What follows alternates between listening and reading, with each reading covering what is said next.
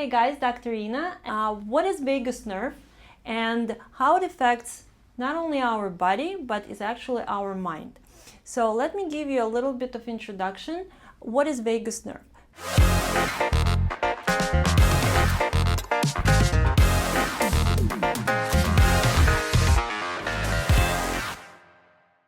Vagus nerve is one of the cranial nerves. This is cranial nerve number 10. And it's been so popular now. More and more practitioners, chiropractors, acupuncturists, and other alternative care physicians, they talk about the effect of vagus nerve. I would like for you to see it on the picture of what is this vagus nerve and actually how it looks. So as you can see, it's going to be in green, okay? So the vagus nerve travels to the heart. Then another branch travels to our lungs, trachea and larynx. Then another branch goes to our stomach. Then to the blood vessels of the abdomen. Then to the liver and the ducts. To the gallbladder. To the pancreas. To the small intestine.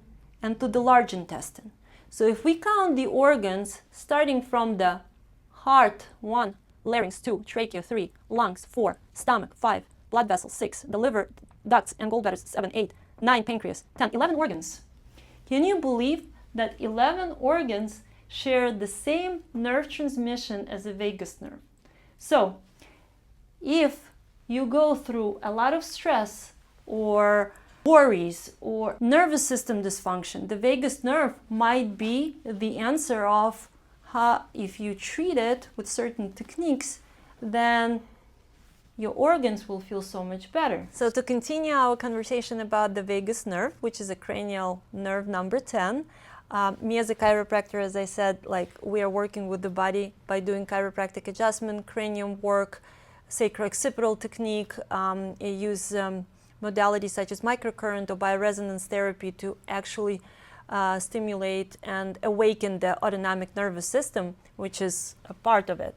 But Dr. Maya, please tell us how you work with vagus nerve and what is the name of the technique that helps to balance the mind as well?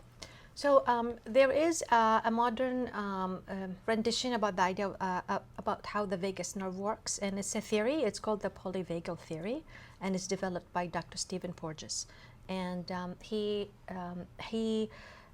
studied in the lab for how long? Many years, studying the effect of the vagus nerve on our nervous system and how it relates to our social functioning. Mm-hmm. So he studied anatomically that actually the vagus nerve is not just one nerve, it's two. That's why he calls polyvagal. They come from two nuclei in the brainstem, and one of them is more ancient, and that's the one that is which will lead to the frozen state. If you are in a life-threatening situation, usually you have 3 options, right? Fight, flee, or freeze. So the fight or flee usually is the sympathetic reaction, right? Adrenaline activation, and you're like, okay, this person is too big, I cannot fight, I'm gonna run away. Or you know what? No, I can fight this guy, and you go for it. So these are 2 methods of responding to a life-threatening situation. Or you can freeze. So that's the sympathetic. Yes. Now the parasympathetic, if neither is possible, you cannot fight, you cannot flight, you cannot run away, then the vagus nerve, the parasympathetic, will make the freeze response. Okay, the freeze response is considered worse or deeper than these 2 because at least you still have an energy to fight or run away. The frozen state is like, I give up, I just, there's nothing I can do. So that's mediated by the parasympathetic. Now, so that's the one branch of the vagus nerve. The second, the more modern in human evolution is the other branch. It's called rest and digest. So when that branch is active, the name, right, is social engagement. You're singing with your people, you're having fun, you're resting. There is social engagement. There's love, there is harmony. You can engage people, you know, in your life. So what happens with trauma is that people, depending on their on the situation, obviously, and their personality, where are they going to go with this? Are they going to go stuck in the fight and flight, the sympathetic tone? When you see those people have high blood pressure, anger management issues, right? They're always jumping, post-traumatic stress disorder, right? Or are you going to go, and some people go into the freeze state, depression, loss of motivation. They just go through life unable to really function to their full potential. So he studied basically what can we do to activate the rest and digest part, the social engagement one, because that's the one that will be able to handle the freeze, fight or flight, right? Because in life, you know, we face situations. So obviously they're there for a reason, you know. So what we want to have the resilience to be able to move from one to the next and come back always to the social engagement, rest and digest. So his studying showed that actually activating the vagus nerve is very simple, right? So one of them is deep breathing. The other one is humming. It's very important, very easy, like you can do it yourself. Third one is actually being around someone you really care about, who makes you feel safe. Eye contact, the tone of the voice. You know, mothers always croon when they talk to their children, right? That tone, it calms them down, they sleep. Because that crooning, that gentle touch activates the vagus nerve. So that's what he brought to us. So he has his own method. He uses certain, I think, of recordings of voice sounds that he adjusted that they will activate the vagus nerve. But you know, you can, and some therapists actually use that.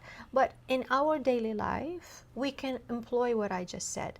And in my sessions, I start with making sure, remember, like grounding, breathing, making a safe environment. You know how it is. Like if you're anxious, there are people you go sit with, they will make you even more anxious. And some people, when you go to them, you calm down. It's like contagious, you know. Our nervous state affects those around us. So when you're with a therapist, the therapist will hold the space for you. That's the whole professional trait comes into place. Because no matter in what condition you came as a client or a patient, the professional will truly know how to calm you down without using any type of, you know, bad language or screaming or yelling at you, just like right? It's knowing. That's where the professionalism kicks in, because you will know how to calm this person or how to make the environment pleasant enough for the person to relax. Yeah. And then when you are in that state of activated vagal tone, right, you are resting, you're open, social engagement, it's healing can take place, right, because you're open and relaxed. You're not, you let down your guard, right? Normal life, you have these defense mechanisms, right, walking through life because, right, you grew up with things, you had traumas, so this is how it becomes your permanent posture. But when you are open and relaxed, you just feel have a sense of arrival. You arrived back home, inside. And then healing is easier, it can happen. So imagine what's happening with your vagus nerve when you're on vacation. Yeah. And you're surrounded with people who are on vacation. Yeah. So that's also a huge plus, because when we go somewhere where everybody feels great, all of a sudden our body relaxes. And that's how a big vagus nerve that stimulates 11 organs are actually reacting. So it's pretty fascinating. Yeah. It's a physiological response. So this is not just like, you know, la la land. It's like, it's measurable with neurofeedback and biofeedback. You can see the effect of that. So guys, so you're not only calming your mind and the body, but you're actually working with your vagus nerve. Yeah.